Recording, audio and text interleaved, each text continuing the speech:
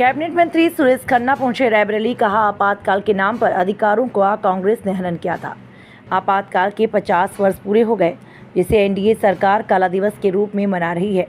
रायबरेली पहुंचे उत्तर प्रदेश सरकार के वित्त मंत्री सुरेश खन्ना ने कांग्रेस पर निशाना साधते हुए कहा, जो आज संविधान की कॉपी लेकर संविधान बचाने के नारे लगा रहे हैं, उन्होंने ही सबसे ज़्यादा संविधान का हनन किया। सिर्फ अपने फायदे के लिए 25 जून 1975 को इमरजेंसी लगाकर लोकतंत्र की हत्या करने जैसा अपराध किया। हालांकि देश की जनता ने 1977 के चुनाव में इस आपातकाल का जवाब अपने ओर से दिया था। उन्होंने इस दिवस को काला दिवस के रूप में मनाने के कारण का जिक्र करते हुए कहा कि किसी के मौलिक अधिकार का हनन ना हो, इसलिए एनडीए आपातकाल की 50वीं वर्षगांठ को काला दिवस के रूप में मना रही है। सुरेश खन्ना ने रायबरेली में भारतीय जनता पार्टी के कार्यकाल पर पहुंचकर कार्यकर्ताओं से मुलाकात भी की। सर, आज पूरे देश में आपातकाल चल रहा है, क्या है? जी, आज पूरे देश में एनडीए की ओर से काला दिवस बनाने का आह्वान किया गया है।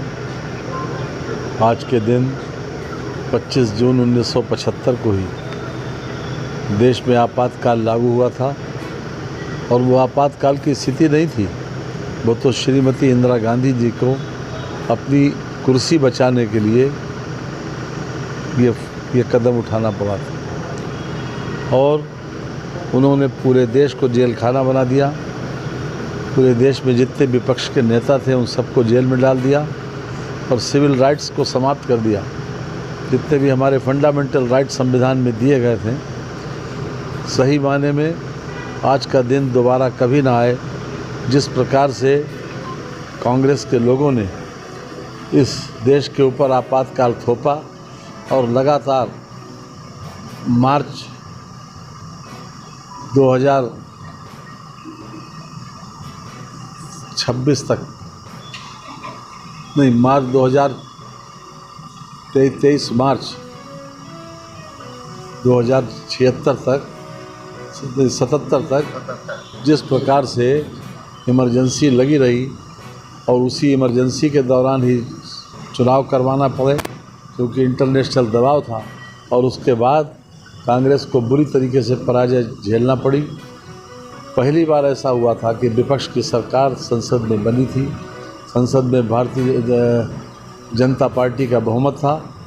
आज इसीलिए हम लोग ये काला दिवस मना रहे हैं कि ऐसा कभी न हो कि हमारे राइट्स ख़त्म हों, हमारा संविधान के ऊपर कोई किसी प्रकार की आँच आए।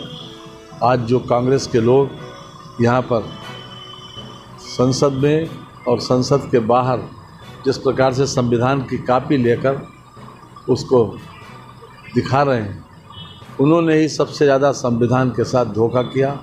संविधान की धज्जियाँ उन्होंने सबसे पहले उड़ाई।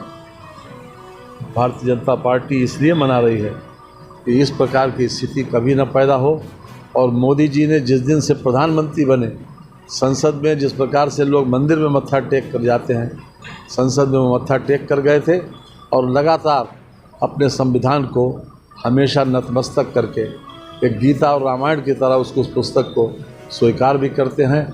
और उन्होंने पूरी तरीके से अपने जितना भी कार्यकाल उनका रहा 10 साल का, उसमें हर तरीके से संविधान सम्मत मान्यताओं को, संविधान सम्मत धाराओं को हर तरह से लागू करने की कोशिश की और आज भी लगातार ये कोशिश है कि हम देश के लोगों को उसी संविधान के तहत ज़्यादा से ज़्यादा कल्याण कर सकें।